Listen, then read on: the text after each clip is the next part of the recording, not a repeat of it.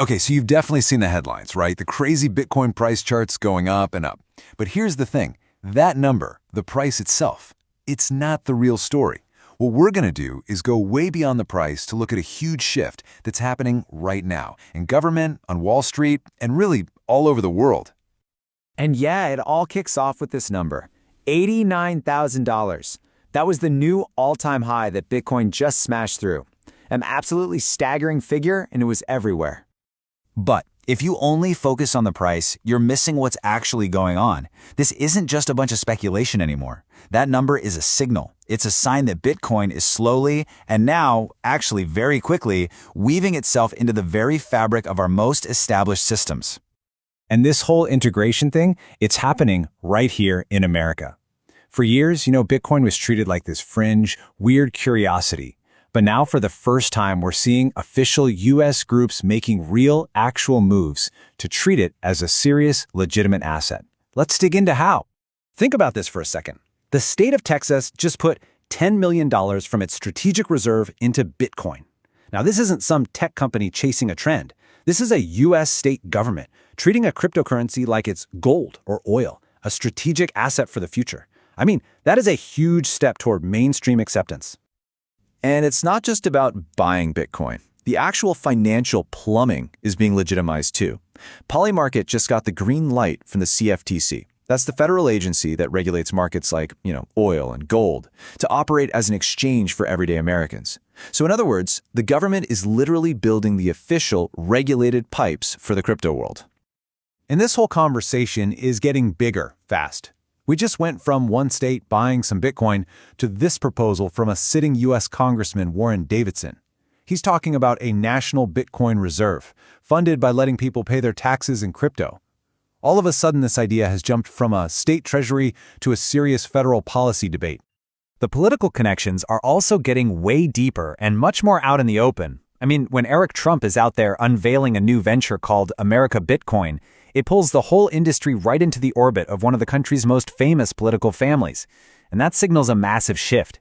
Bitcoin isn't just about tech anymore. It is becoming very, very political. So while the government is kind of slowly warming up to crypto, there is this fascinating battle raging inside the walls of big finance. Wall Street is completely and totally conflicted about this. You don't have to look any further than JPMorgan. Okay, so on one hand, this $5 trillion banking giant is internally calling crypto an emerging tradable macro asset. I mean, they clearly see the potential. But on the other hand, their public policies are still strictly anti-crypto, causing huge headaches for their own customers. It's a classic case of trying to have it both ways. They don't want to get left behind, but they also want to keep the regulators happy. And yeah, people are noticing this hypocrisy. Senator Cynthia Lummis had this really sharp takedown, basically arguing that this kind of behavior from Wall Street doesn't just hurt customers, it actually threatens America's leadership in a super important new industry by pushing all that innovation and talent to other countries. But look, this isn't just an American story. The moves that the U.S. makes are being watched really closely all around the world. We're now on a global chessboard, where nations are starting to treat digital assets as a new frontier for competition and, well, for power. So while the U.S. is debating and hesitating, other big players are making their moves.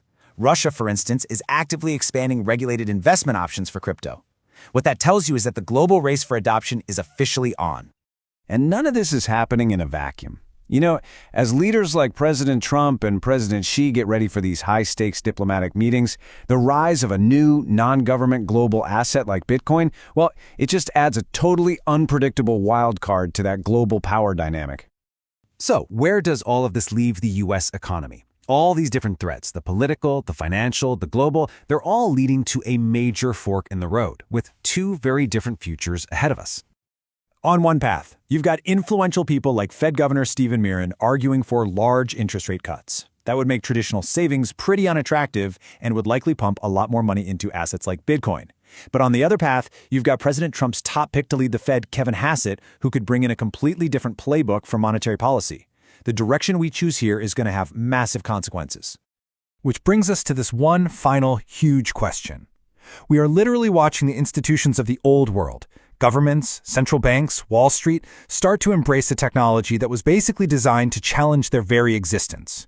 So, Are we witnessing the beginning of a totally remade financial system, or are we just watching that old system do what it does best: absorb, regulate, and ultimately tame the revolution?